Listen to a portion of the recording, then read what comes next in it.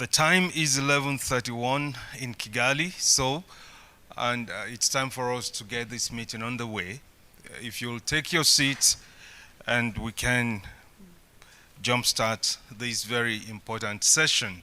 We're very, very happy to have you here and online.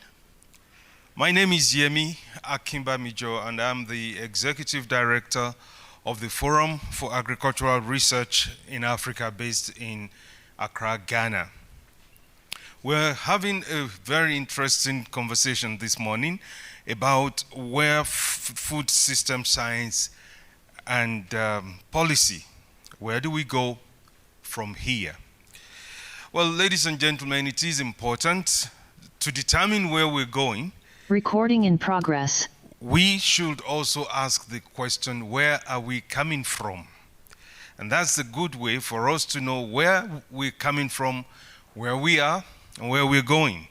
In that way, we'll be able to triangulate the whole scenario. It talks about the capacity on the continent to do science. And in that context, on the continent, we do have scientists, we have the natural resources, we have the very strong demographic information, the youth bulge is with us, we have investors, we have partners supporting agriculture and agricultural policies, we have agricultural inputs, but the continent is still hungry despite all of this. It's kind of actually leads me to a statement I've read saying, the morning has come, but it is still dark. And what I see, and even listening to the session that has just closed in the main auditorium, you keep hearing the casting of the angler a little further. Every time we are planning, every time we are setting new goals, every time. So when do we really get our heads around feeding Africa? And this, for me, ladies and gentlemen, is the African conundrum that has been put as a very apt question this morning. Where do we go from here? And that speaks to a little bit of disorientation. When I listen to the leaders speaking this morning, we are planning to, it's a question of leadership. Didn't we know that 40 years ago? So what is it that will catapult and catalyze this process? Transformation, for example, has been on the discussion, and this is as old as my first degree certificate, and that's some 40 years or something, you know? But why are we still talking about transformation and agricultural development, despite all that is going on the continent? So, if I look at myself and many of the people around this room, the subject of agricultural development, and even on the panel, has been the question throughout our career. And that for me is worrying, but somehow we've got to do what we have to do. My big question this morning is, why has the needle not shifted? Why have we maintained the very grim statistics and scenario of hunger, poverty, and malnutrition? Why? So, this scenario, the needle shifted in Asia a few decades ago, and they've moved on. It started in India with the Green Revolution. You know the story of Norman E. Borlaug. In Accra, 2010, 12 years ago, was the first AGRF, and I was privileged to be there. But, you know, we are reviewing 12 years on. The biennial report that is published by the African Union has continued to paint a grim scenario. So we need to see what is it that is not gelling for Africa, despite having all the ingredients. So this year, I see the energy. Yesterday, we've seen so many activities, and the energy in this conference is phenomenal. I've seen the young folks, I've seen scientists, I've heard about urban agriculture, I've heard about hydroponics, I've heard about resilience, emergency food support, and all of that. Now, if all of these energies were not enough, if they were enough, Africa would be on the horseback of the food systems, taking allusion from if wishes were horses, even the poor would ride. Now, the UN Food Systems Summit 21 came to shed fresh light, but as I said earlier on, the dawn is broken, but it is still dark on the continent. So how long shall we wait for the rays to come on? The panel today will help us unravel this riddle and shed some light. But we must go away from processes to practice. We must go away from rhetorics to actions. I think we've been too long in the preparation mode or preparatory mode. I work for FARA, and my promise when I met the panelists is that FARA will engage proactively this wonderful panel that I have. And I will also like to hear from the audience, how can we put a post-summit result-oriented lines of action in place? What can we do Monday morning going forward? Please let me know if you are happy to engage by just sending me a line, and check the way to reach me, the name of the moderator of the session, the surname is Akimbamijo, and just at Gmail you will reach me. And I'll be very glad to take this forward with you. So ladies and gentlemen, we're going to start this very interesting conversation by listening to Professor Cheryl Hendricks of the University of Pretoria.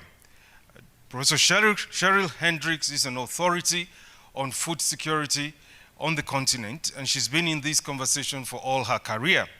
Without much ado, ladies and gentlemen, please welcome Professor Cheryl Hendricks. Cheryl, you do have the floor. Thank you, Dr. Yemi, and good morning to everybody in the Kigali and online.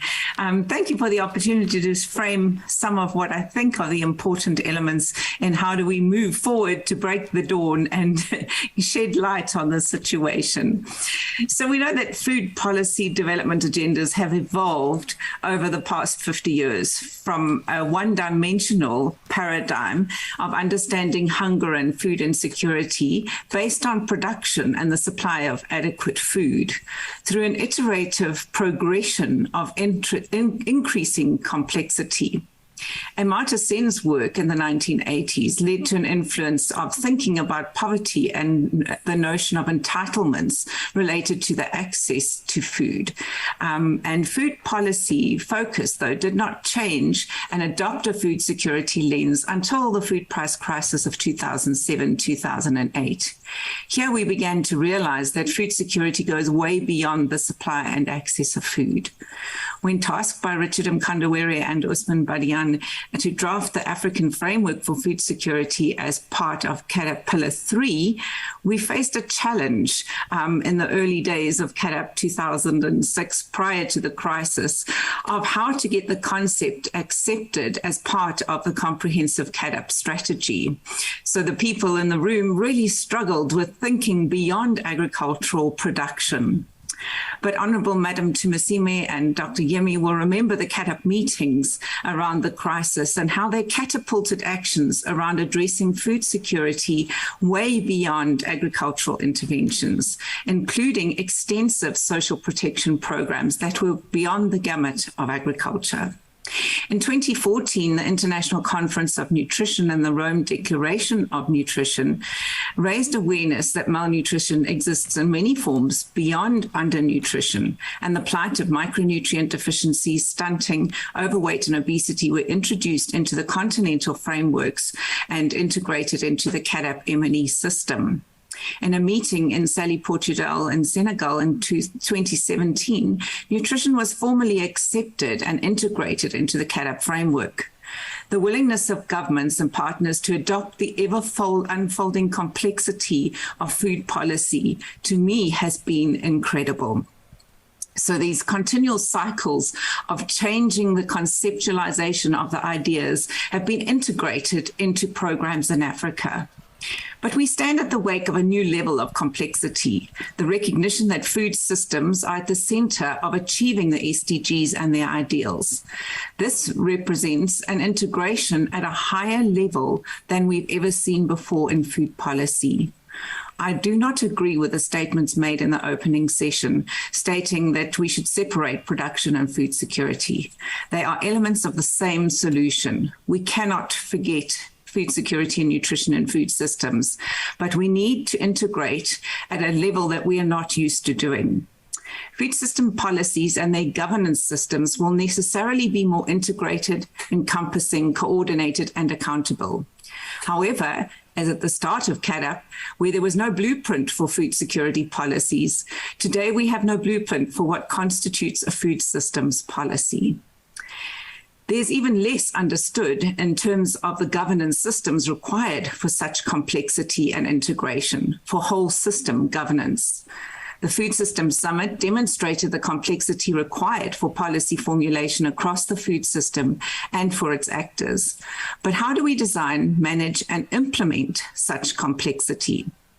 While CADAP and our leaders have been increasingly accommodating and expanding in terms of the iterative adjustments and understanding of the concepts, this has been integrated into strategy, program design, and M&E. But very much less has been done in terms of policy changes. So while program advances have happened, policy changes have not followed to support their implementation. Nutrition policies have become more embracing of nutrition-specific and nutrition-sensitive approaches, and agricultural policies embrace a number of food security elements. But few governments have actually passed food security policies since 1990, although we see these program changes. So plenty of information is available on what Africa needs to do to transform food systems, both the technical and the policy situations. However, deciding on the priorities and first steps is a challenge, and assessing the likely outcomes, the trade-offs, and the possible unintended consequences of any change still need to be addressed. My biggest worry is that, as an academic, our education systems are not keeping pace with these developments.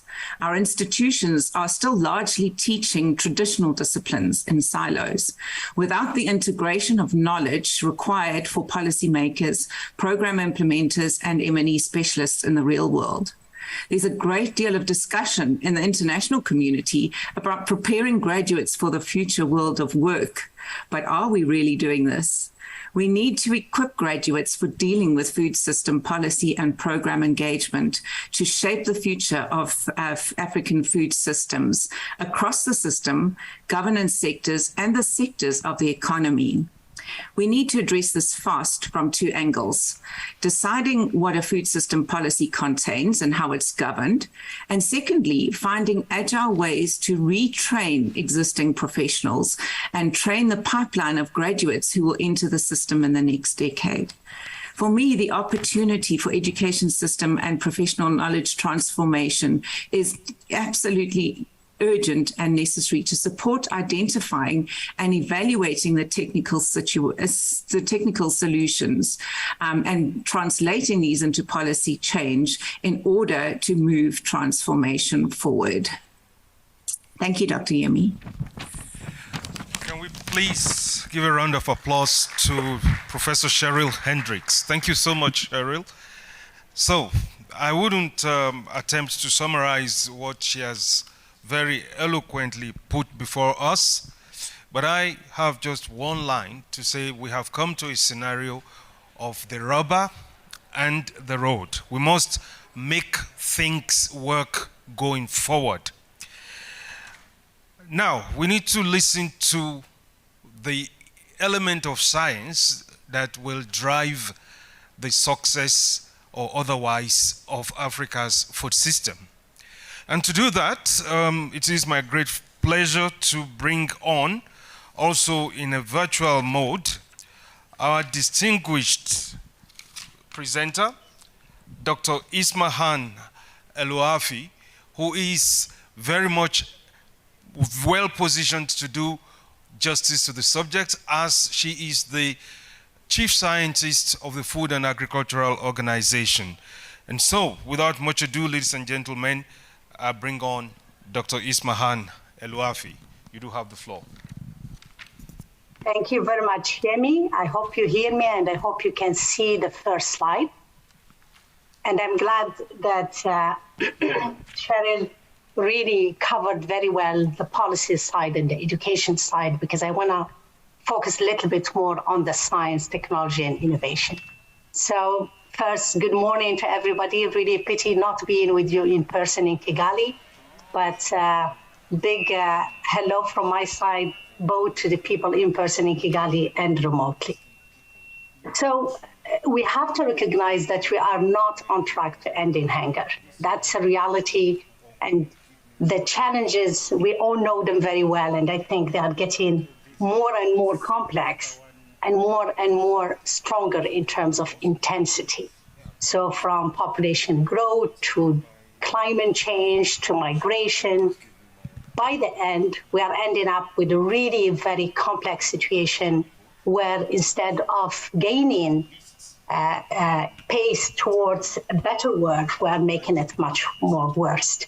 So if we look at the SOFI 2022, what it shows really is that the world is facing an upsurge of insecurity, food insecurity, and malnutrition. And the unprecedented but interlinked challenges are extreme climate patterns, conflict, pandemics. And right now, the numbers in 2021 are, we have 828 million people that suffer from hunger. If you look at the numbers 2 years ago, there were 150 million less. So between 2019 and 2021, we have added more than 150 million people between 2019 2020, and another 46 million between 2020 and 2021.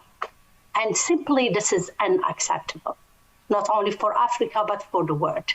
We must create new solutions.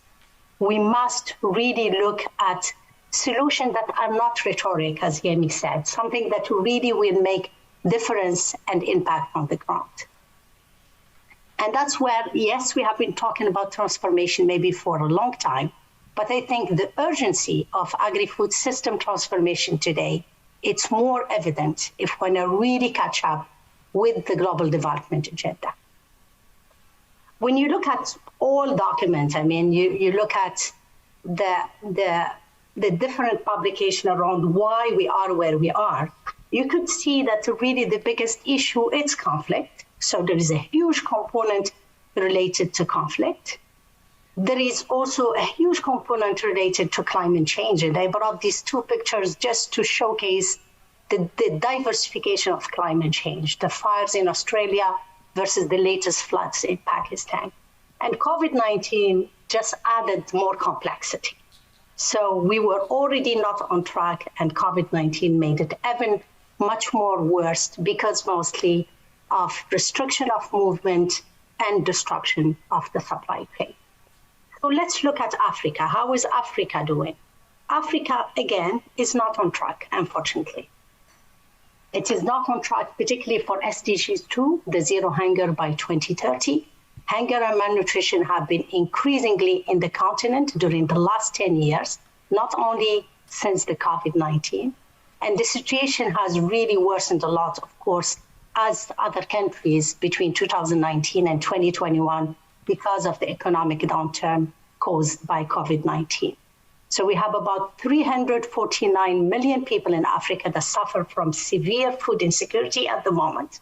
Countries that are dependent on wheat import from Russia and Ukraine, such as Somalia, DRC, Burkina Faso, Cameroon, Ethiopia, and others, all are facing elevated level of food insecurity. So food insecurity in Africa is due to two main things. One, it's the low agricultural productivity and production. And the second one, it's low capacity to access the food. And both of them are underpinned by poverty. So if we look at the poverty in Africa, most of it is rural. So if we dissecate the poverty in Africa, we have about 50% of it that are smallholder farmers. We have about 30% landless rural dwellers and 20% that are in urban setting. So in the short term, there is a need for humanitarian work. There is a need for safety net. We need really an urgent global humanitarian assistance and national social protection measures so that we have for these people affordable food prices and movement of food for the needies. But for the long term, we need really to look at Africa agricultural productivity and how could we increase it. And that's where really transformation is at the heart of it. I'm sorry that it is, again, coming back to talking about transformation, but I think today more than ever, we do need it. And we need this time to have transformation that is based on science, based on technology, and based on innovation. And the only way to do it is really to target the larger number of vulnerable people. We have to make sure that small-scale producers are at the heart of it. They are at the heart, the front and the center of the agri-food system. And we should do so by providing them with a suite of choices, not only for the farmers, for the policymakers, that would fit their needs, that ranges from digital technologies to biological approaches. We need to scale it out. We have been doing too many piloting, and we haven't got to the scale, to the level that we have impact on the ground. So this is really the transformation that we have in our new strategic framework at FAO, whereby we are saying that for the next decade, we want to really transform our agri-food system so that they became more inclusive, they became more efficient, more resilient, and more sustainable. They were putting at the heart of that dynamo of transformation, technology, innovation, data, and complement, and all of these need science. It needs science, and it needs also science that is much more adaptable and much more fit for purpose for the countries. And the good news is that, yes, there is a lot of knowledge out there. We have, again, as we have a search of issues, we have search of opportunities. The recent development in science and technology, be it in genetics, in omics, be it in artificial intelligence and computing, data computing, be it in nanotechnology, all of these provide us really an opportunity to develop solutions and solutions that are sustainable. Many of these technologies are already available and better ones can be developed. So in Africa, we are seeing really a lack of adoption of technology. And most of the time, it's because it's not affordable. And it's not affordable to the farmers, nor even to the SMEs. So I think we must seize the many opportunities in the ever-evolving landscape of science.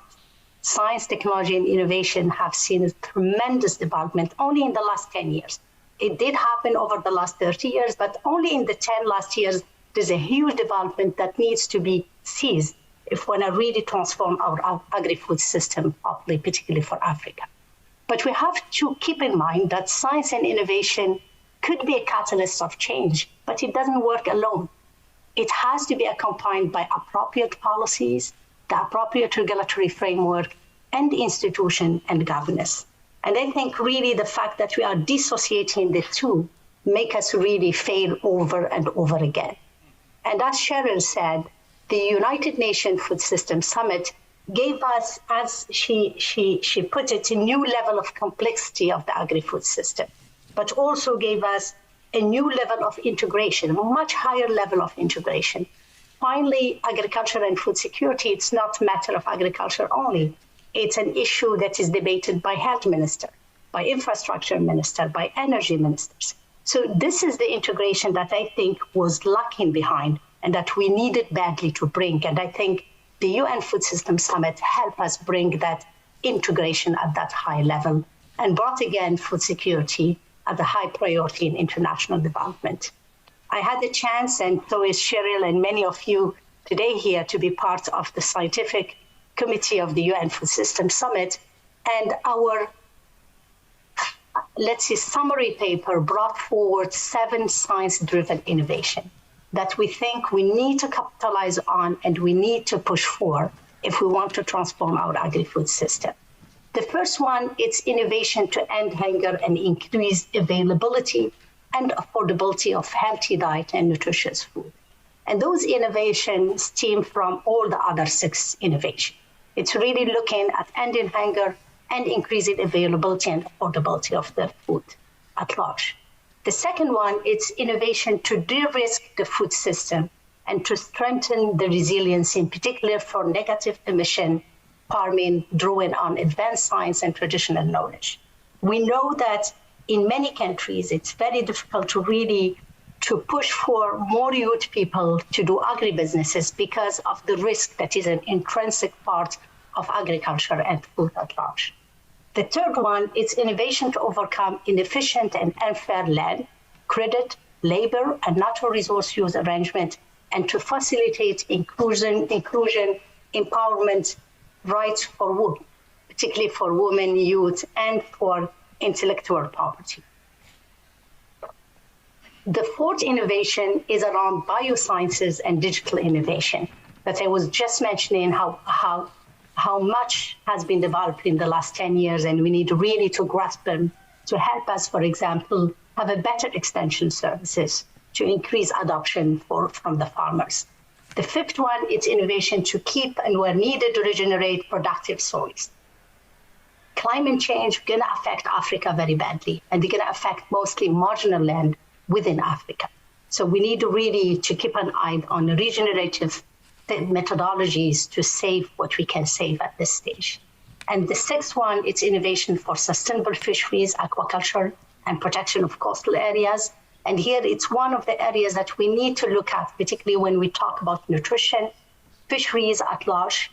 It's a huge component for us where we could get more amino acid, more micro and micronutrient. And the seventh one, engineering and digital innovation for efficiency and inclusiveness of the food system, and again, empowerment of youth and rural communities. So post-UN Food System Summit, we have a hub in place, and the UN Food System Summit hub, it has been announced by the Secretary General. It is under the leadership of different UN organization, but mainly FAO, IFAD, WFP, UNEP, and few others, and the DCL, of course, and it is hosted by FAO. The hub serves as a center point in charge of maintaining the momentum and building on and advancing the deliverables that have emerged out of the 2 years summit process. The hub role is to support countries to further develop or implement their national food system transformation pathways through a coordinated of technical and policy support as they requested. So the hub, it's really here to make sure it connects with all the broader ecosystems, and you see them here. So there is the ecosystem of support, the coalition, the partners supporting the action areas, the science ecosystem, the CFS, the indigenous people. So the hub is really to make sure that we are talking to that high level of integration that was mentioned by Cheryl. So going forward, what should we do differently? We have finally to make the transformation happen.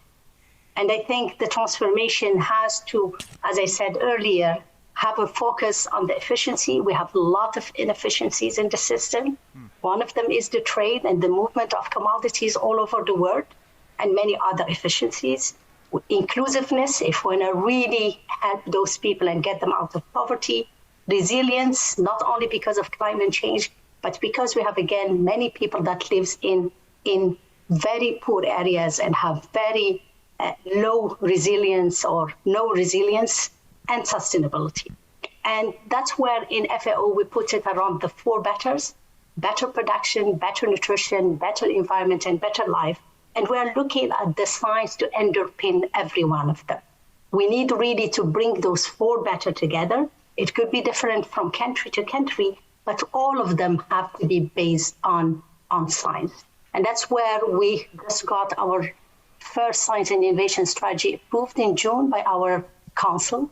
And in that strategy that we are right now finalizing the action plan regionally, we are really looking at how could we strengthen science and evidence-based decision-making, how could we support innovation and technology at the regional and country level, focusing really at the changes at the country level and the regional level, and how could we make sure that we use the best science, the best knowledge, wherever it is, to really bring that policy advocacy and that technical advocacy and scalability in the country.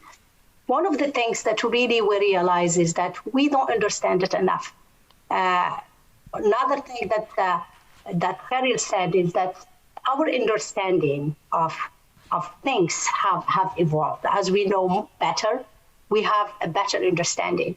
What we have as looking at innovation and technology adoption, particularly in least and middle income countries, we realize that we don't have enough information.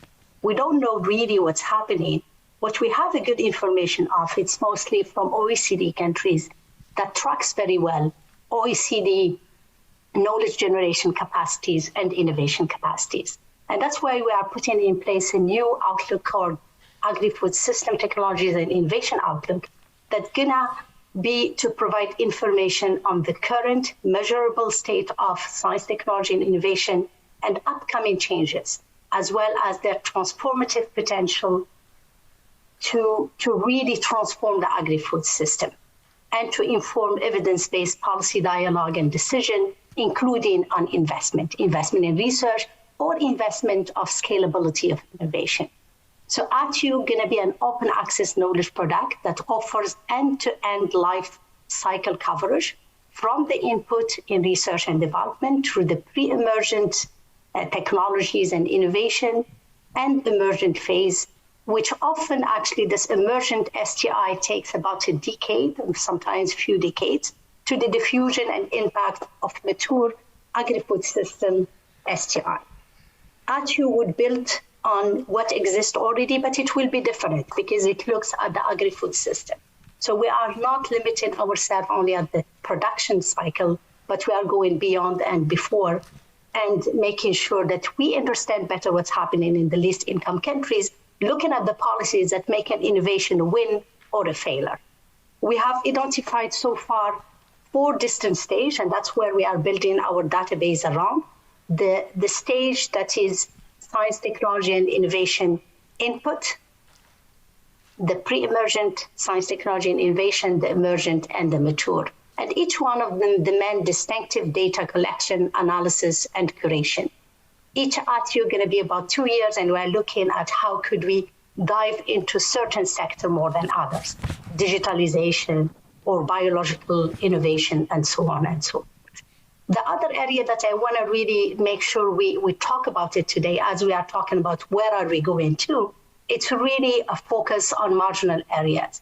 Because in those marginal areas right now, based on data, we have about 2 billion people. So it's like a hotspot of poverty, a hotspot of vulnerability, both. So we are putting in place a program around it, and the program around it is looking at drylands as a marginal environment. It's looking at mountain areas and small islands because particularly of salinization issues. And we're looking at it to promote an integrated science-based and innovative action to reduce vulnerabilities in those marginal environments, but with the focus on carbon sequestration. Some of these ecosystems are not meant to produce much, produce a little bit, but mostly sequester carbon. And we have to come to a point where farmers are getting their incomes from the carbon credit as well. Because agriculture, it's sequestering much more that we are recognizing because we are not monitoring. And this is a program that really, I think, will make a difference in the region like a Sahel, but also in the mountain and small islands, small islands. Ismail, if you can round up. Yemi, I'm closing, yeah? Thank you. So Yemi, to close, I want to just invite everybody to join us at the FAO Science and Innovation Forum on the 17th to the 21 October. And I want to really close with a positive note that really what we need, it's a willingness to work together. There is no solution that fits all. There is no single solution, and we are very much minimalistic in our way of thinking. we have to recognize that the issue is very big, the challenges are huge, the ecosystem are different, the culture is different, and what we need is multiple solutions.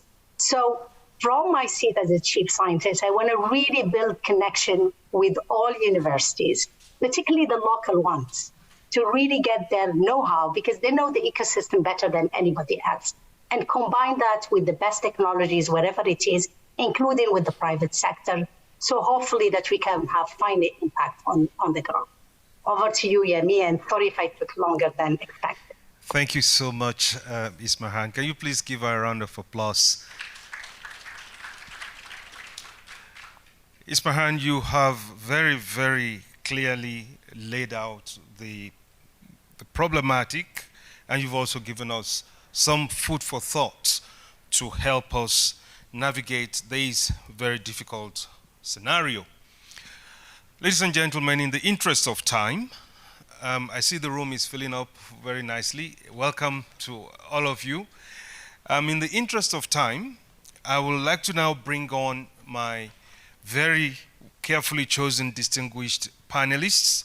But before I do that, I'd like to also recognize the input of Professor Cheryl Hendricks in providing us with 3 energetic young people to do the rapporteuring online. And these are young Africans, Dr. Matilda Azong Cho, Dr. Wegayehu Fitawerk, and Ms. Pamela Madududu. We're very grateful to Cheryl for the support.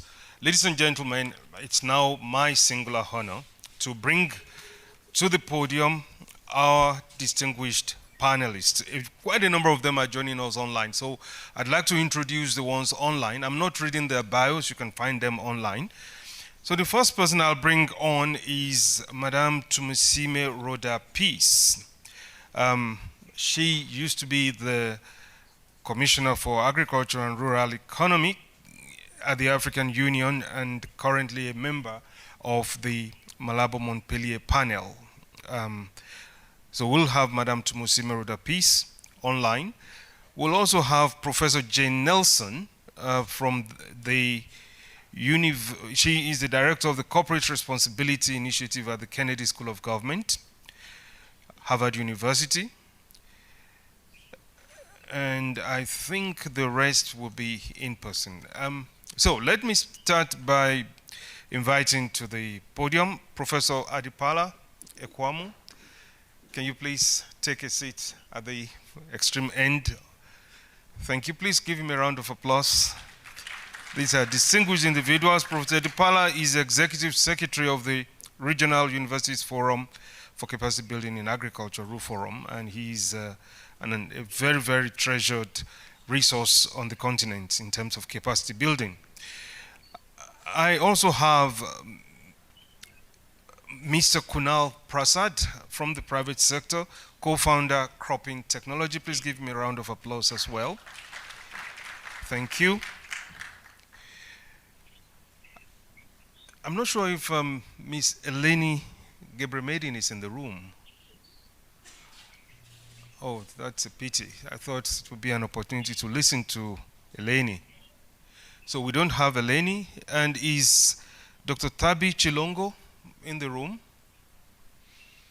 We also don't have her. Okay.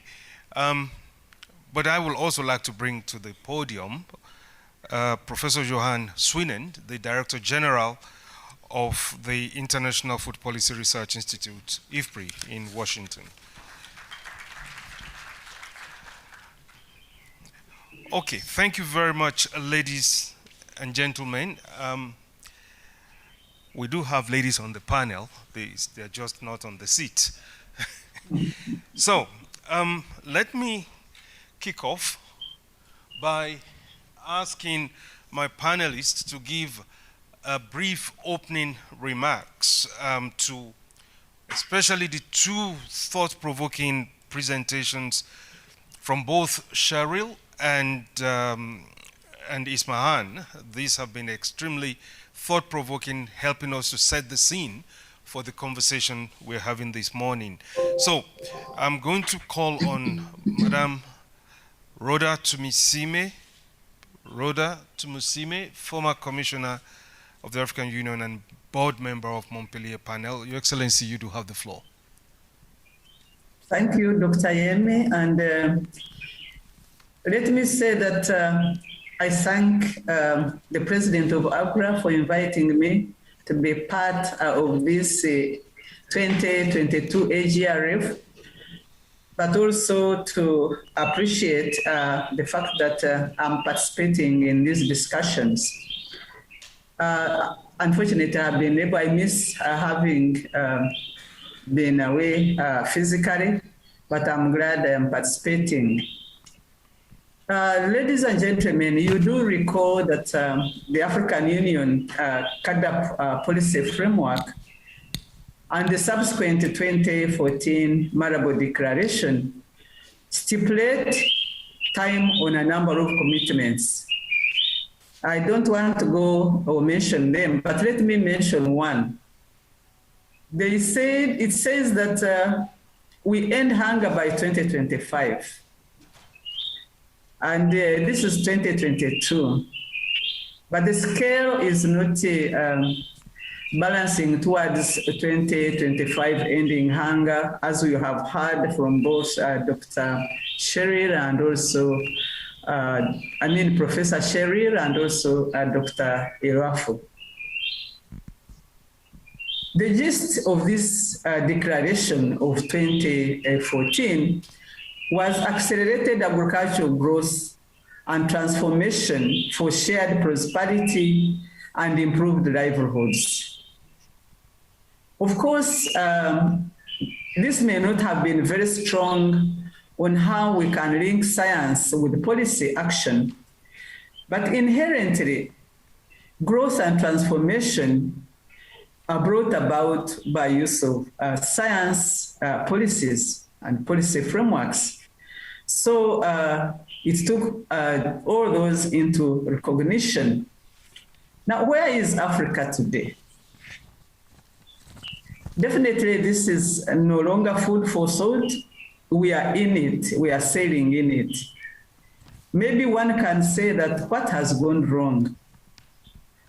To see the entire continent of Africa wait for food from Europe, and yet we have a very huge potential to feed Europe. So since the opening is not going to be long, I'll be stating just points only. Now, recently in 2021, we had the UN Food Systems Summit, and this was ably prepared for and led by our Dr. Agnes Kalibata, the president of AGRA, and we take this opportunity to congratulate her for a job well done. This was indeed an honor to Africa, but also I think it was a clarion call. It was a clarion call on our part that we focus better. All our organizations, the African Union, the African Development Bank, FARA here led by my colleague, Dr. Yemi, NGOs, African countries, and many others, we are all galvanized with a lot of interest and enthusiasm. All pre-summit action tracks were all inclusively developed. So from the summit, we are here now in Kigali to reflect, to discuss, and plan that perhaps we can do better if we adopt the food systems approach. From the summit, as you see our theme today, where does the food systems science and policy agenda go from here? The task on our table is to distill this juicy topic and reflect on hows and the whats, if these words really exist. As we discuss, we may need to do much better. To be more objective, as Dr. Yen has said, we have to be bold. We have to suggest actions that is going to push Africa forward so that we get out of this food crisis we are in. The transformation agenda has been on the table for quite a while, but we need to touch that button that will ignite those positive actions. We need to do that. What is the missing link? Let us identify that. Dr. Erafo has really shown us a lot of proposals. Africa must rise to its challenges and let Kigali light the flame. I think this Kigali, Dr. Yemi, you have offered to lead the way, especially where science is concerned.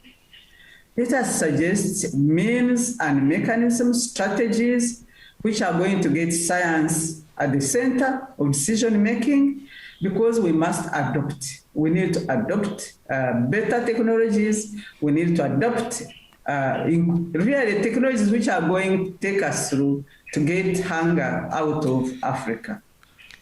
So since I'll be discussing, these are my introductory Thank you very remarks. much. Thank you very much, Your Excellency, for these very clear remarks and laying the proper perspective of dealing with this elephant in the room. Why is Africa still hungry? There is a proverb of the Wolofs in the Senegambia region. It says, an empty bag or an empty sack cannot stand, alluding to the fact that when hunger is endemic, every other thing will grind to a halt. There's been a lot around capacity for science, capacity for embracing and deploying science, and human resource and all of that. I'd like to bring Professor Adipala Ekwamu, who has been the point person in terms of regional capacities on the continent for quite a while, some 15, 20 years or so, but in his personal capacity, definitely more than 30 years. Professor Adipala, can you share some insights on how we can deal with this disabling scenario that has locked Africa out of development for so long? Please switch on your microphone. Thank you, Yemi. Thank you, my colleagues, the panelists, and all the audience. First, I want to start from an optimistic position. Life is an evolutionary process. And during that evolution, there are often challenges, but there are also great opportunities for innovation. Yes, indeed, our continent, Africa, has faced a very, very serious food crisis. But I'm optimistic because the basic infrastructure for science solutions is there. We have the FARAS, we have the sub-regional organization, and I see them already dealing with some of the challenges being highlighted, developing climate-smart solutions in Koraf, Kadesa, in Asereka. I think our challenge is how do we move some of those pilots to scale. Second, that in whatever interventions that we make, we need to focus on the target, the smallholder farmers. I think our weakness has been building the institutional framework for making change at that smaller holder level. It is policy, yes, but policy not only in finance, but in making sure that you have the operational framework. The science, we know, and the FAO colleague has highlighted some of the key critical areas where we needed to invest, the science solutions. Yes, we need to put emphasis on building our capacity to respond to climate change. We must also build the capacity to respond to our environment, including the declining soil fertility issues. We know that we are having an increasing problem to deal with nutritional issues simply because we ignored our African traditional crops. So what does that require? Three related things. One, We must build and strengthen the science capacity in the continent. So we need to strengthen the operation being championed by FARA, the sub-regional organization, and make sure that we are operating with the national partners. 2, we need to galvanize multi-stakeholder platforms in our operations. As a scientist, you cannot do this alone. You need to work with other actors. So building the innovation platforms where the various actors are working together becomes very, very critical. Third, I would like to propose that as a continent, we should recognize that we have still a very, very low science capacity. We still have very, very limited output coming from the continent.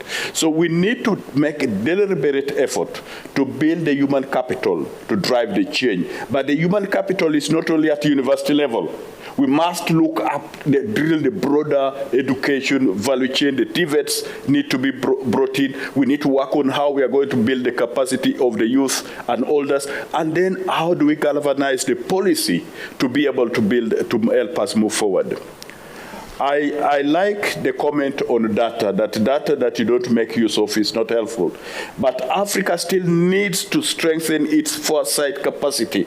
We are still quite weak at national and in the terms of long-term efforts. So I would like to see more effort there, and partnership with global partners to help us build that capacity will be very, very, very critical. The UN food system actually identified the critical interventions areas. Post-harvest management at the local level. We need to build capacity for post-harvest management at that level. The market linkages. So, Yemi, in my view, I feel the framework is there. You look at it at the continental level, you see how we were able to bring together through our champion Agnes and others, bringing the continent together and making sure we articulate what is needed. Those are positive things, and I think let's build on those. Thank you. Right, thank you very much, Professor Adipala. You have touched on what we know as the challenges, and you have also touched on some of the efforts, ongoing efforts on the continent. But we are in a scenario where we have kind of sown copiously, but we are harvesting. We've sown with shovels and we're harvesting in teaspoons. So that's the scenario that we need to reverse. And that's why we are looking at the main question: where do we go from here? You talked about data, and I'd like to bring Professor Jane Nelson to help us unravel how we can utilize accurate data and reliable scientific evidence within this conundrum. How far can we stretch this data paucity and in addressing them to really use this as a game-changing scenario? Jane, can you please speak to us? Great, thank you. Thank you, Dr. Yemi. Can you hear me okay? Sure, we can. Thank you. Good. Thank you, and good morning, everyone. It's an honor to be here. And I want to focus my comments in answer to your question, Dr. Yemi, on the role of the private sector in the science and technology and sort of data innovation that I think it's so crucial that we need. Because I think one of the big gaps is that we're not leveraging enough the capabilities and resources of the private sector in R&D, science, technology, and data with government, with universities, with farmers' organizations. And I think it's sort of worth sort of stating at the outset that I think we sort of sometimes forget the enormous resources that the private sector has. And just to give you just two examples of companies that I know are participating in AGRF, Syngenta, for example, has an annual spend of $1.3 billion on R&D. They have 5,000 scientists, sort of technical experts in about 116 sites around the world and hundreds of collaborations. Nestle has sort of Swiss francs $1.6 billion annual budget just for R&D and 4,000 scientists around the world. Now, obviously, and they're just two examples, many other both multinational as well as regional and large domestic companies have large R&D budgets, but not enough of those budgets are going on the type of solutions that we're looking to try and find. I think there's also the very important point, and Ismahan has I think already alluded to this. It's not just the agribusiness and the food companies, but it's the information technology, the digital companies, infrastructure companies, all of which have substantial R&D budgets, which I think we could leverage more effectively. And there's also the incredible potential of the convergence that we're seeing between the life sciences, the digital sciences, the material sciences, as Ismahan outlined. So what can we do to address this gap of leveraging the private sector data and R&D capabilities more effectively, specifically on the African continent?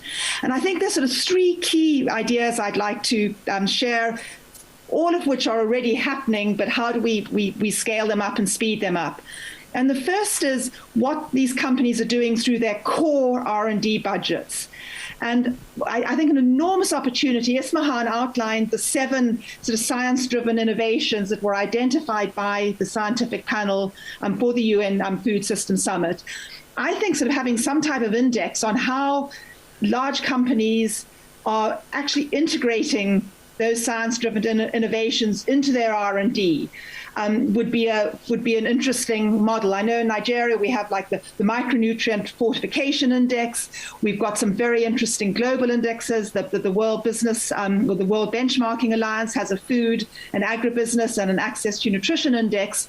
How do we make sure that we're also calling on companies to set public targets for integrating those sort of 7 priority areas into their R&D as well as into their operations?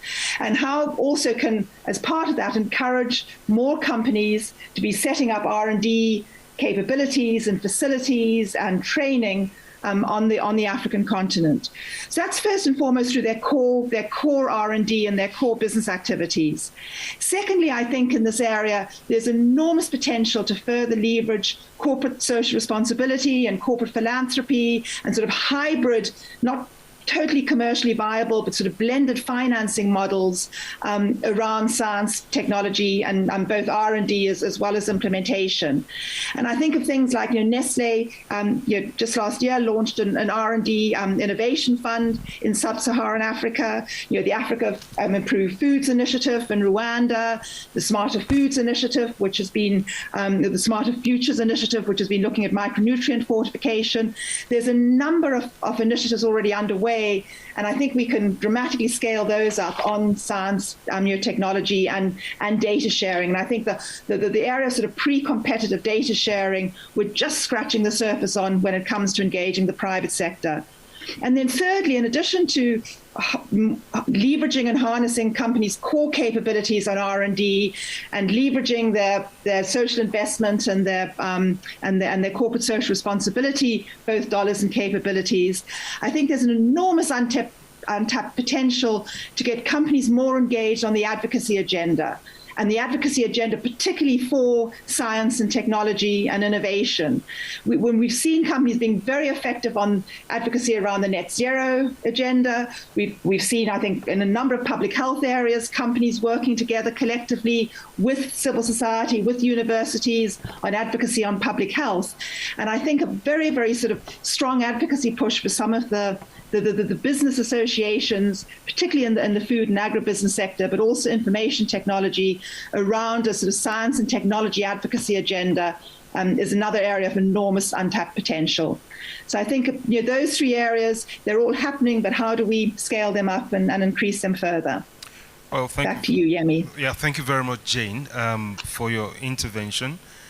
And you have very nicely brought up the issue of the engagement of the private sector. And when I look at one of the outcomes of this session, one of the outcomes that we are expecting out of this segment is to engage stakeholders in the national, regional levels and to coordinate and prepare for participation and commitments. Now on my panel, I have somebody from the private sector.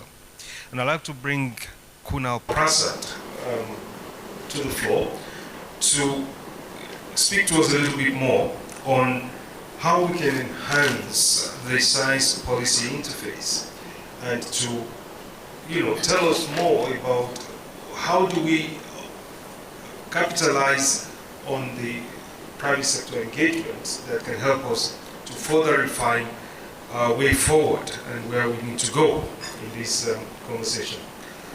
Kunal, you have the floor.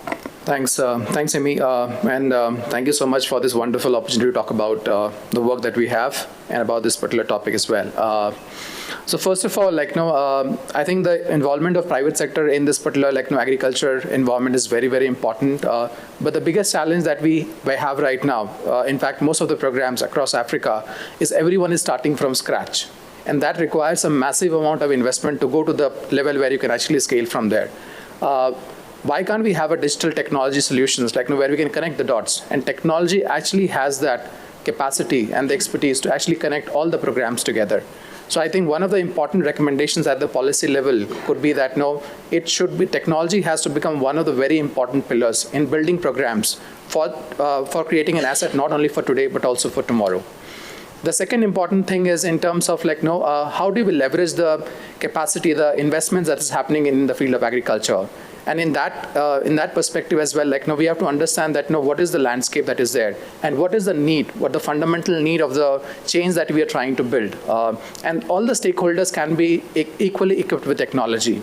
First of all, the policymakers, the governments, right? If there is a food crisis happening in Africa in the current times, there is technology that is available. Using remote sensing and satellite capabilities, we can understand what is the current crisis right now. Is there underproduction? Is the crop acreage growing down? Is it about the crop acreage is good, but is the yield going down because of the lack of nutrition that's going in the crop this season? What is going to be the output? When is the output going to come? Science has the answer for all of that. It's all about the policymakers to adopt the right science so that you can make actions based on that. The second important thing is that it's not only about understanding what is available, but it's also connecting the dots till the farmer level, because the important thing is if we can create a value, increase the per acre value for the farmers, it's only when the entire ecosystem can flourish. And farmer has to be the key stakeholder for any such involvement that is there. And for that, we have to understand the need of the farmer. And the need of the farmer is that how you can help him do farming effectively, reduce his cost of production, reduce his risk. And these days, the risks are changing. From earlier risk that was there, climate has become the biggest risk. Then you have access to finance, because lending to the farmer is equally risky. And then access to markets, right? So keeping the farmer at the center, the policymakers will have to design solutions so that they can create solutions by not only one single approach by bringing the ecosystem, but also bringing the ecosystem players together. The third part is in terms of who's between the farmer and the institution is the stakeholders which are involved. These are the extension workers of the government. These are the private sectors which are actually going and working directly closely with the farmers, supplying them inputs, giving them services, advisories, and we have to equip them so that they can do their services better. And science and technology can help them in terms of doing that. If you are advising a farmer, it should be predictive and prescriptive. You should tell the farmer that, okay, this is what will be coming in the next 7 days and affecting your crop, and this is the action that you should do. Science has the answer for that. So now it is the time to leverage all that we know to bring simple, scalable solution, and technology is the answer, is the best answer to reach to millions of farmers and help them in the time of need. Then once you create an ecosystem of the agents which is there on the ground, these agents can become the change agents, and they can become small enterprises, someone giving them advisory, someone providing them input, someone getting them access to markets, and the industry can then engage with them. So the important value proposition that technology also brings is that connecting the dots between the policymakers, the farmers, and then the industry. Because when we go and talk to the industry would also like to have access to information. Where is the supply going to be? Where can I lend to the farmers? Which sector can I insure? And once you have data, it can actually connect all the dots. So the answer to this particular problem at the policy as well as the implementation level is technology has to be the centerpiece of building programs, and not only having point-based solution, but integrated solutions altogether. And there are several private sector, government programs, research institutions, they can all collaborate, because once we have data, it is gold. But we have not been able to mine the gold. And we also heard in the morning sessions, data is of no value unless you can build insights on top of that. Unless you can connect the data into actual ecosystem and help them to transform by bringing the services on top of the data. And I think that's the need of the hour. And we are happy to, as a private sector company, we have worked the last 12 years, 10 years in Africa, and we have brought a platform where we can, we can give you accessible technology which can be leveraged. I mean, we have an agriculture intelligent cloud which already has insights about what's happening in Africa. You leverage that insight, build into your ecosystem, and then work on top of that. So that's pretty much the need of technology, and that's what we wanted to share today. Well, thank you very much, Kunal, for the insight from the private sector. We have a situation on our hands. We've heard a lot about climate crisis. We're actually in a very dire scenario. Listening to the chief scientist's presentation this morning, she raised some questions. And in her introductory remarks, she let us know that on the continent tonight, there are going to be at least 823 million folks going to bed hungry. How did we get here? And in my earlier remarks, I had also said, in order to know where we go from here, it is important to know where we're coming from.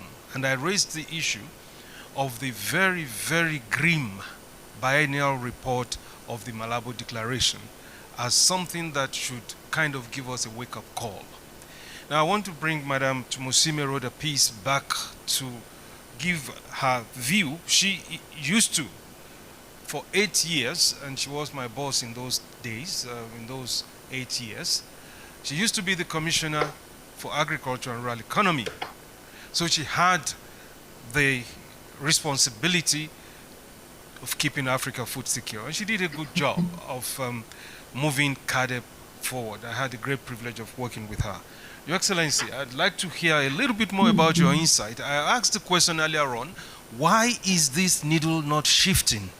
Despite the fact that we've got the science, we've got the policy, we've got the natural resource, we've got everything, and we still have not been able to make this gel. And the reason I'm bringing you up, Madame Tumosime, is I'm preparing the grounds for Professor Johan Swinend, who is the head of the global director of the 1CG and also the DG of IFPRI, who will do the work of the chef, bring all of this together for us as we round up this session. So, Madam, it's your turn to shed a little bit more light on how is it that this needle is not shifting, Your Excellency. Dr. Yemi, somehow I hope I picked your words, because many of us are actually not getting you. Maybe you are using a separate microphone, and we have been mentioning that we are not getting you very well. But that said, let me say that the recent UN Food Systems Summit provided national pathways to bolster political commitment at the country level. At the country level, definitely, I believe there is a lot of commitment. But the commitment may be in terms of talking, but being action-oriented and bringing in inclusiveness may not be that good. And inclusiveness here, to talk relevantly what we are discussing here, are the decisions at the national level being governed by science, the technologies. If a decision is going to be made, are they seeking information, the right information from the Adipalas, from the universities and all that? But also the UN actually, it helped build momentum for us in Africa.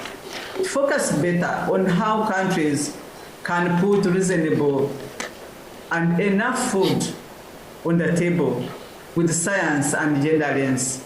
But still, this is also in theory. I'm sure there are some countries where it is happening, but most countries really don't use that information which is needed and is critical. And at the planning stage, before a policy decision is made, let it be informed first, but not being pushed by political agenda.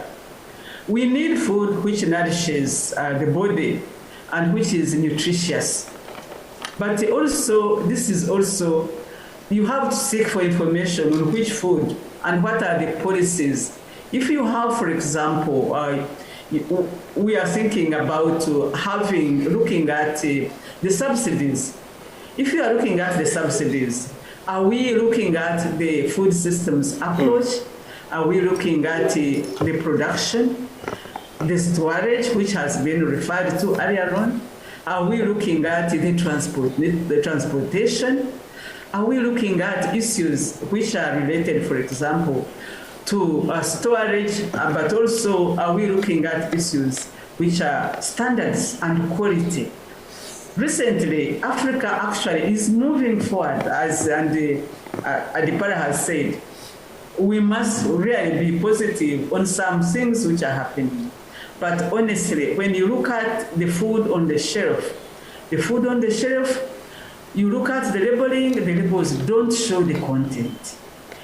There is a lot of manufacturing there, many initiatives, the young people, the middle-aged people, and the old people like us. But you find that this food which is on the shelf doesn't show when is it expiring. It doesn't show the content. It lacks information. So information is very, very critical in whatever we do. And it's available. The information is available. Thank you, Your Excellency. I'm sorry that you... Let me talk briefly, just one thing about policy on science. Yes, for example, I was going to drive you in that direction. Sweet potato. We have the orange fresh sweet potato. We have the iron-enriched beans. We have all the smart technologies which have come out. We need governments in Africa to get these policies, to get these technologies into the policy framework so that we get out of hunger and also standards and quality are improved. Thank you. All right. Thank you very much, Your Excellency. I'm sorry that you are not hearing me. I was actually asking the question, do we have a policy gap? And I think the answer is no. But the challenge is not having a policy gap, but we are still not where we ought to be. And that's what I think the million-dollar question begging the answer, as I said earlier on, that the dawn is broken, but it is still dark. And how can we, find this new ray that can help us out of this doldrum that we are in? Professor Adipala, you have been in the center of building capacities. You have led a lot of capacity development initiatives on the continent. And Ismahan said it earlier on that the science is not enough, and I probably dare say the politics or the policies are not also enough.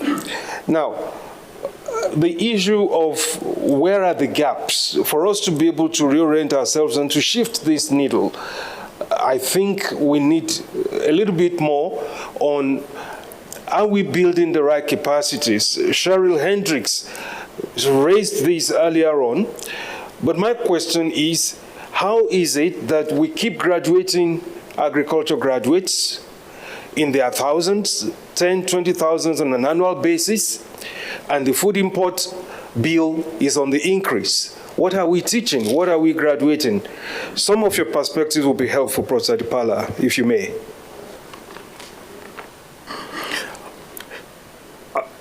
I think Professor from University of Pretoria alluded to one thing, that we must be look at what is the purpose of our training. Okay. What is the purpose of our training?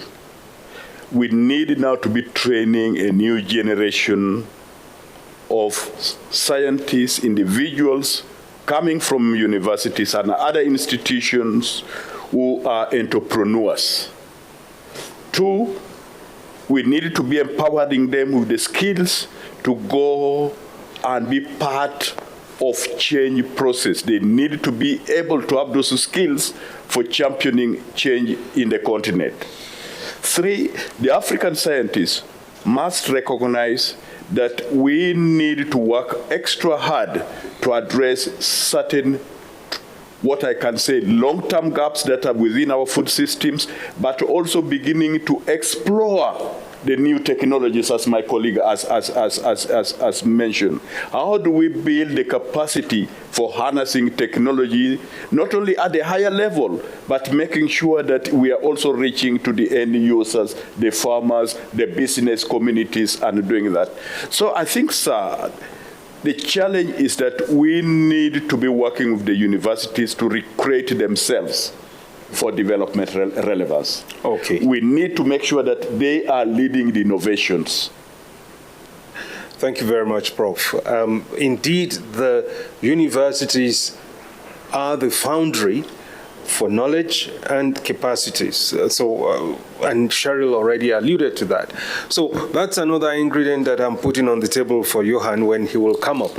But before I bring Johan up, I am feeling that there may be one or two hot questions, and I see one hand already up, but we can take many. I'll probably take 2 or 3. Okay, so I have the 3.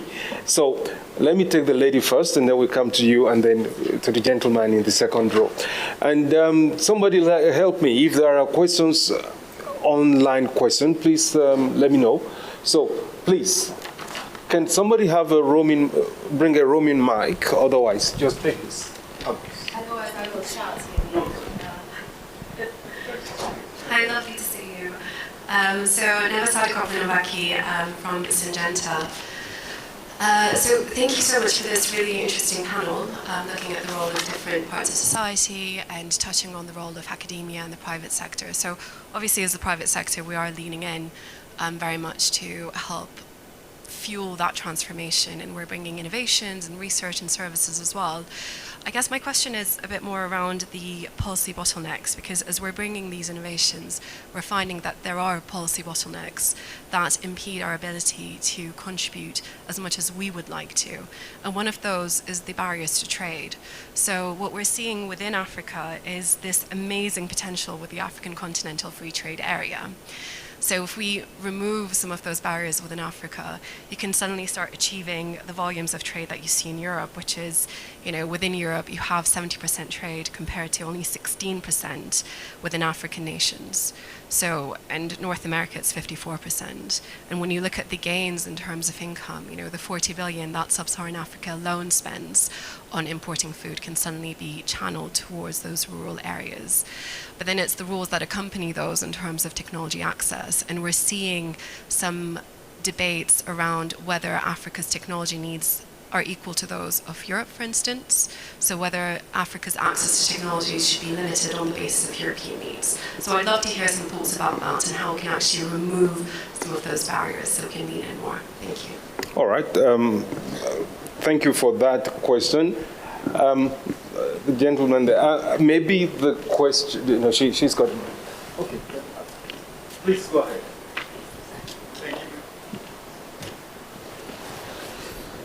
So Jane, if you may want to respond to the question that has just been posed. Yes, please. Thank you very much for the opportunity. First, my name is Murat. I'm a scaling scientist and advisor working in Wageningen University in Sri. So what I would like to actually ask before, we know that Yemi and Professor Adipala has been focusing on and telling us that, we have to focus on the use of innovations for the last 10 years. And also I know that since Ismail joined the FAO, there's massive improvement in infrastructure in collaboration with universities and upcoming. And I think now we have the infrastructure, as Prof was saying.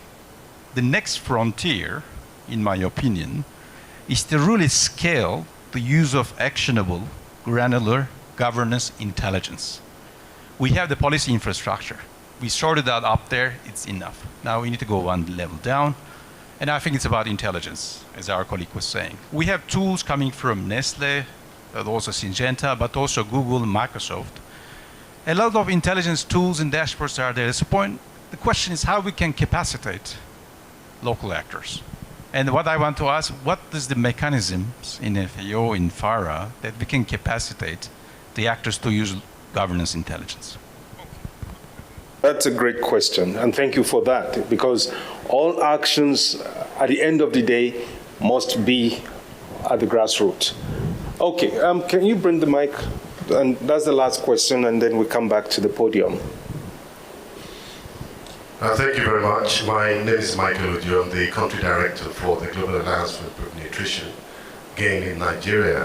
Thanks for the discussion so far. I think the comments from the panel have actually, from my perspective, been really about answers and options that we could look at.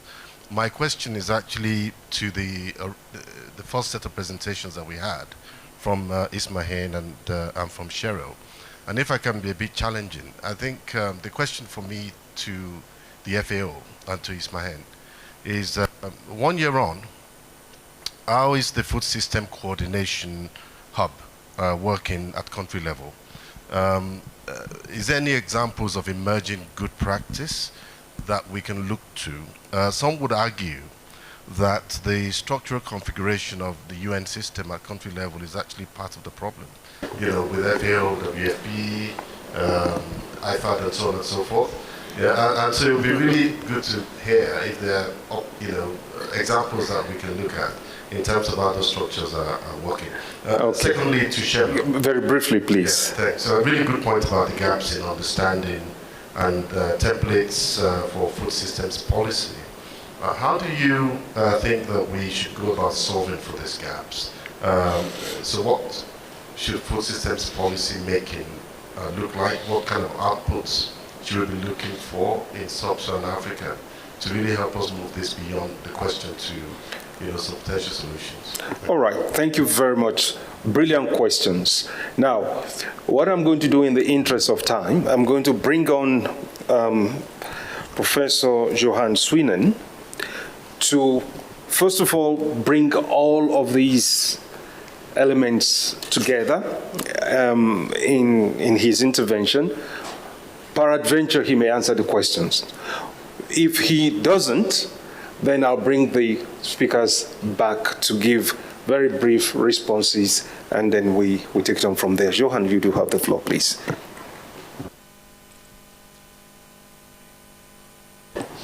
Thank you very much. I can already now say I probably won't be able to answer all the questions. So it's impossible. I think this was a very rich debate. I mean, very many people made interventions, so it's very hard to come up with a summary or some. Let me just make a couple of points that I thought some of them came back by several speakers, or rather emphasized by several speakers. Others were very strongly emphasized by one or two, which I think are crucial. So one is that, and this is what Ismahen strongly made a point, I mean, it's something we've been looking at. I mean, we are not on the right track in terms of getting where we want to go with this world and with food security in the world. It's not only that we're not on the right track, we're actually on the wrong track. And so it's not just an Africa problem, it is across the entire world, as the data were showing there, but of course it's particularly problematic in Africa, given the level of food insecurity we're starting here. We know there's a number of causes for them, the typical CCC causes, which was emphasized. I mean, COVID, the various crises in the world, and climate change. But what's important to know, okay, that reversal of this trend, okay, in a negative way started before COVID-19, started before the Russia crisis. It really started around 2015 when 25 years of massive improvements in the world have been turned around. So what does it mean? It means that we need a strategy to address this. We need a strategy for the short-term crisis. We need some for the medium-term issues and for the long-term issues. And we need all of that, okay? We should not have to choose. Why focus on agriculture? This came up in the very beginning. I think there's two very strong points which came out. There's a number of others as well. One is hunger. Okay, where are the most food insecure people? They're the farmers. They're the people living in rural areas. So if you want to address hunger in the world, you have to address agricultural transformation. It's essential. I think the point which Ismahen also made is on climate change. Okay, agriculture is one of the few sectors in the world which actually can contribute to reducing reducing CO2 in the world. And so by mitigation strategies, etc. And so there it has a really important contribution to the solution, not just to the problem, although if we look globally right now, it is contributing to the problem more than to the solution. But that's really why we have to emphasize this very strongly. I think the focus on smallholders was emphasized by many people. It's clear if you look at the hunger numbers, the food insecurity numbers, that smallholders are crucial. But I think we have to look at it in a systems perspective. A systems both horizontally, where we look at the production side, but also nutrition, resilience, climate change, etc., and in a vertical components of the system, which is in the value chains. Okay, and I think our colleague from the private sector here made a very strong case, which is something we observe in many parts of the world, that basically the linkages, vertical linkages, both from the input supply industry or from the processing, trading, retail sector, can have a major impact on agriculture, on the farmers themselves, through various linkages, both in terms of technology transfer, financing systems, value chain finance, etc. I think there's a huge opportunity there, and we are not using this sufficiently at the moment. Then the point which I think, where do we come from, etc., I think the focus on food systems is given now, and I think there the Food Systems Summit really was a game changer, okay? I think if we would have the same discussions here as we are having today 10 years ago, the emphasis on systems would be much less than it is today. I think that's an important element of progress. The governance of these systems is very complex. That's what Cheryl Hendricks in her opening remarks said. I think it's true, okay, and that makes also coming up with simple proposals for change difficult, okay? Then, in terms of research and innovation, I think generally everybody here agrees this is really important. It's crucial for making changes, both for the medium and the long run thing. It is also highly profitable, okay? The estimated ratios are 10 to 1 in terms of benefits over cost. But almost everywhere there's underinvestment, despite these high benefit cost ratio.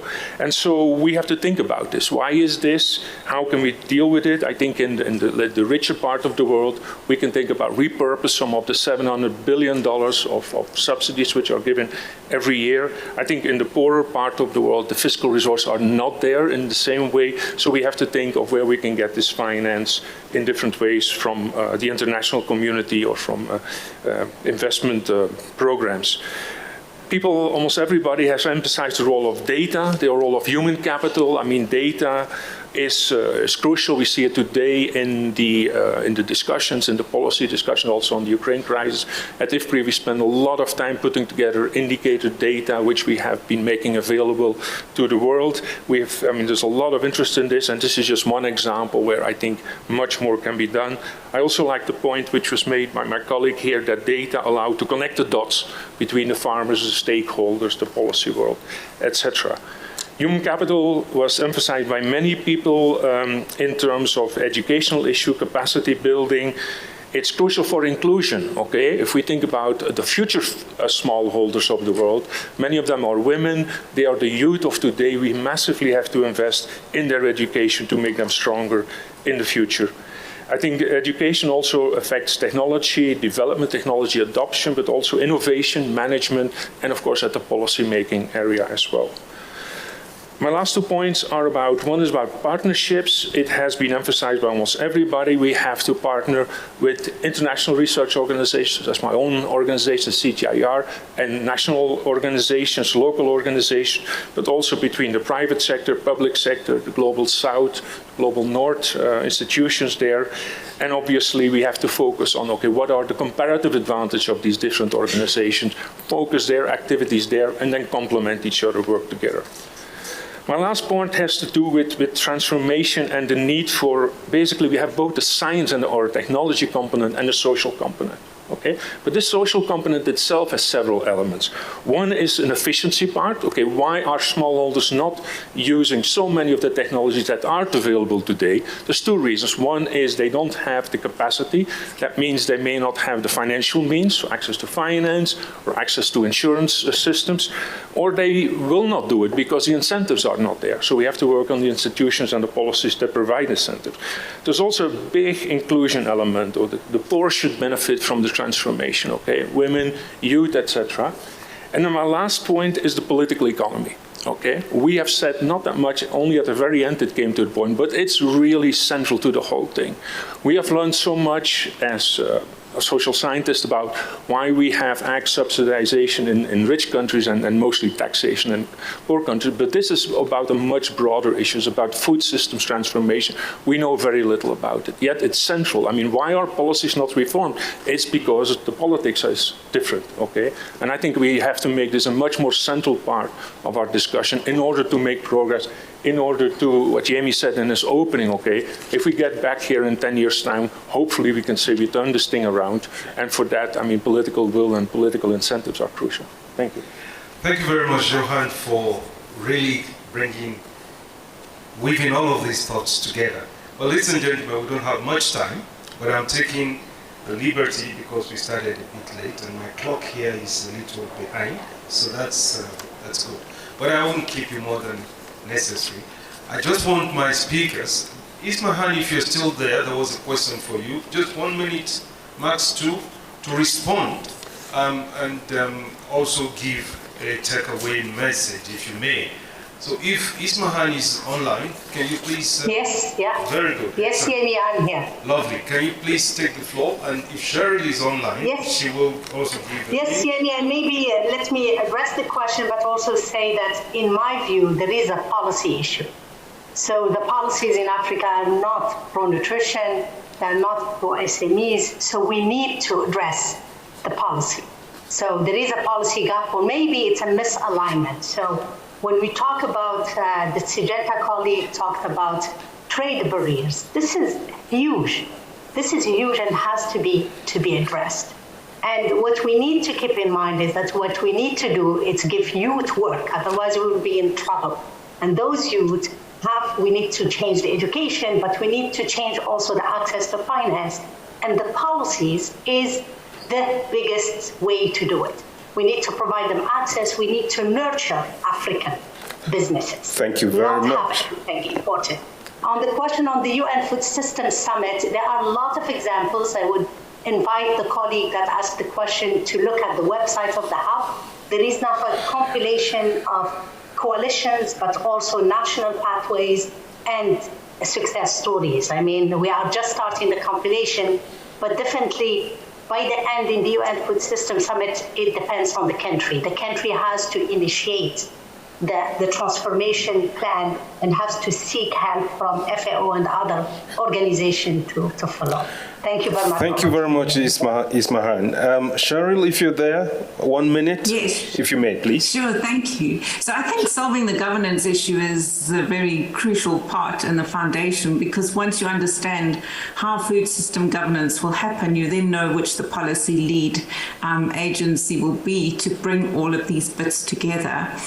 So we need the governance, we need a foundation for what exactly is a food system policy, and then we need the evidence-based analysis to help countries to choose the components of that, because the trade-offs and potential unintended consequences could be quite significant. So a lot of decision support is needed.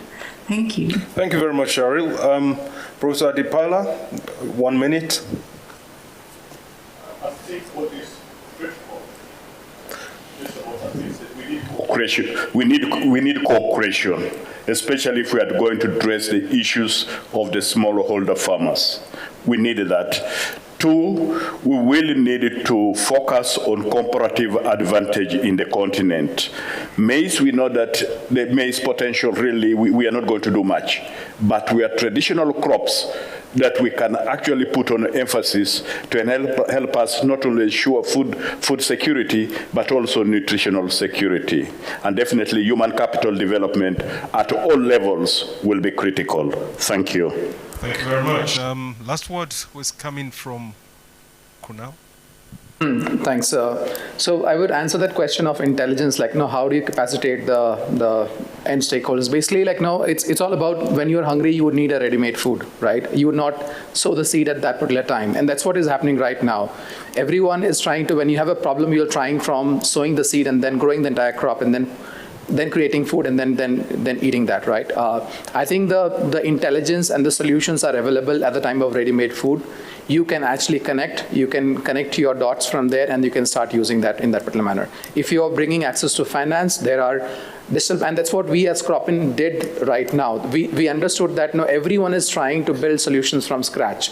But now what we have done is we have used our 12 years of data, almost 0.2 trillion data set, build an agriculture intelligent cloud, so that when you want to have intelligence of a particular farm, what is growing, what is the risk for that particular farm, can you ensure that farm, what is the output that's going to come, you just connect over there and provide your service. So for a financing institution, insurance company, or a market player, everything is available ready-made. And I think that was the need of the hour.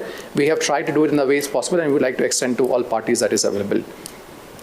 Thank you very much, Kunal. Well, ladies and gentlemen, this is all we will have the time to explore this morning. We do not have all the answers, but the conversation certainly continues, because this is a subject that we cannot close in a day. So I said earlier on that we as FARA will be happy to engage the panelists, but if any of you in the audience would also like to be engaged in the process, feel free to get in touch with me, and Farah will be happy to engage with you. Ladies and gentlemen, our time is up, and just want to thank you for your patience, and please give a round of applause to my panelists, and to say thank you very much for joining us. Thank you so much. Thank you so much. Thank you.